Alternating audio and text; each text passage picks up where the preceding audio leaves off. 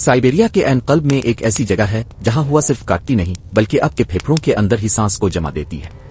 یہ آکوتیا ہے زمین پر انسانوں کے رہنے کا سرد ترین مقام۔ یہاں درجہ حرارت -71 ڈگری تک گر چکا ہے۔ جب پوری دنیا اپنے گھروں میں چھپی ہے، 90 سالہ گالینا اس سفید موت کے بیچ اکیلی کھڑی ہے۔ وہ یہاں محض زندہ رہنے کی کوشش نہیں کر رہی بلکہ وہ اپنے خاندان کی آخری نشانی یعنی اپنے 1000 برفانی بھیڑوں کے ریوڑ کو بچانے کے لیے قدرت سے لڑ رہی ہے۔ اس کی عمر کے زیادہ تر لوگ بہت پہلے ہی شہروں کی گرمائش اور سکون کی طرف کوچ کر چکے تھے، لیکن گالینا اس پرانی دنیا کی ایک ایسی روح ہے جس کے ریشے اس جمی ہوئی زمین میں پیوست ہے۔ اس کے لیے یہ بھیڑیں محض جانور نہیں بلکہ اس کی زندگی، اس کی تپش اور اس کی پہچان ہے۔ لیکن آج کی رات فضا قاتل بن چکی ہے۔ ایک ریکارڈ توڑ کالا طوفان 100 کلومیٹر فی گھنٹہ کی رفتار سے برفانی میدانوں میں چیخ رہا ہے۔ اس سردی میں دھات شیشے کی طرح ٹوٹ جاتی ہے اور کھلی جلد سیکنڈوں میں جم کر پتھر بن جاتی ہے۔ اور اس ہولناک طوفان کے شور میں گالینا کو ایک ایسی آواز سنائی دیتی ہے جو سردی سے زیادہ اس کا خون جما دیتی ہے، سائبیریائی بھیڑیوں کی ہولناک غرہ۔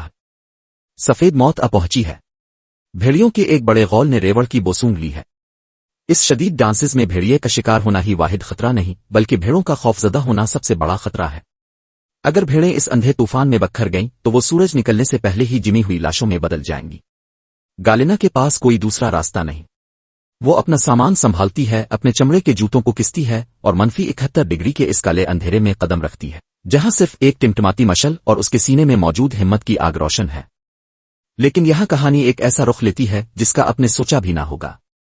گالینا ان بھیڑیوں سے لڑنے کے لیے بندوق نہیں اٹھاتی۔ وہ جانتی ہے کہ آکوتیا کی اس سردی میں خون بہانا صرف مزید بھوک کو دعوت دیتا ہے۔ اس کے بجائے وہ اپنے آبا و اجداد کے ان قدیم رازوں کا سہارا لیتی ہے جو نسل در نسل اس تک پہنچے۔ جیسے ہی بھیڑیے گھیرا تنگ کرتے ہیں اور ان کی چمکتی آنکھیں اندھیرے میں نظر آتی ہیں، وہ ایک قدیم آکوتین گیت گانا شروع کرتی ہے۔